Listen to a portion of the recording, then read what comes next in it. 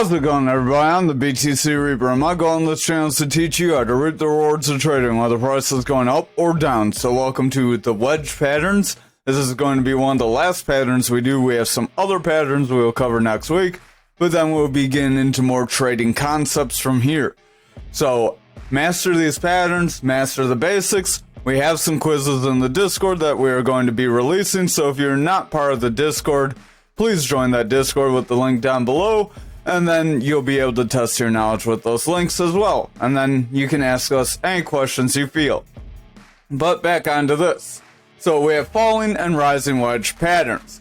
A falling wedge sounds like a bad pattern because it says falling. A rising wedge sounds like a good pattern because it says rising.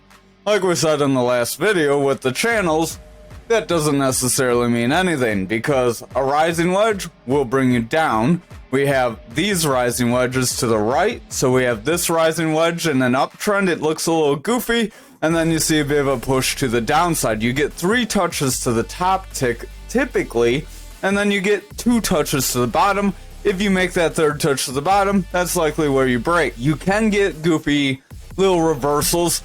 So let's say all of our other indicators like the money flow and all that we're about to talk about in the upcoming week, those things start looking more bullish, then we could invalidate this pattern. That's why these patterns are good to know, but then you want to watch the money flow and other things we're going to be talking about next week. That's why we've released this series in the way that we have, because you want to know the little stepping stones along the way before you get to the big concepts. We have this other downtrend here. This is also a rising wedge that's created from a downtrend, same kind of concepts. 3 touches at the top, 2 touches at the bottom. This one had 3 to the bottom because it formed from a downtrend. This one started with an up, so that is the major difference between them.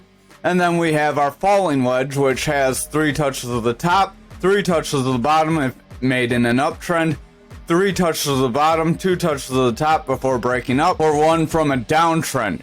So they have their little slight differences there as well. They form a little bit differently, but they do start out pretty similarly. Now you're probably asking, what's the difference between the wedges?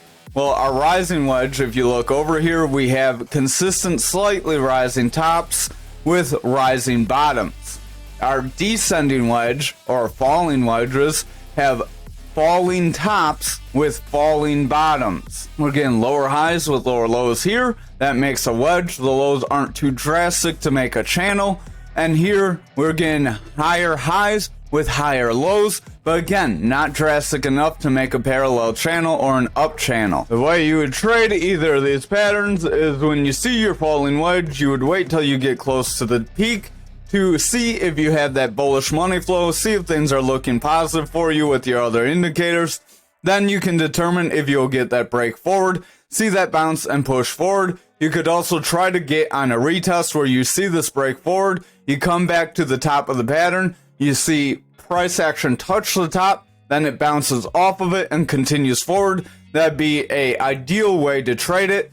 It does leave a little bit of the profit on the table, but again, you don't want to go to 4 max profits because pigs get slaughtered. You would have a stop loss within this pattern. That way, if it reverses on you, you don't have too much losses, so you would want to mitigate your risk that way. Same way, you would do the same kind of trend for both of these. They're both an up channel and kind of uptrend. That's the kind of way you want to trade them. Now, if you're shorting any kind of like futures or anything like that, you would want to get in when you see this trend starting to snap back. You would watch for the same kind of movement though. You would watch for a push forward back toward the pattern, and then you would watch for that rejection away with that bearish money flow, bearish indicators that would bring you lower, and then you would see price action fall down. That is how you would trade both of these patterns. Not financial advice. Remember, they do have their risks. Make sure you're not trading with more than you're comfortable with losing. Make sure you manage your risk properly when you are making any kind of trade, because your trade can go the opposite way, and make sure you have a plan for both scenarios. Thank you for watching this video. We look forward to seeing you in the next week's portion of this series.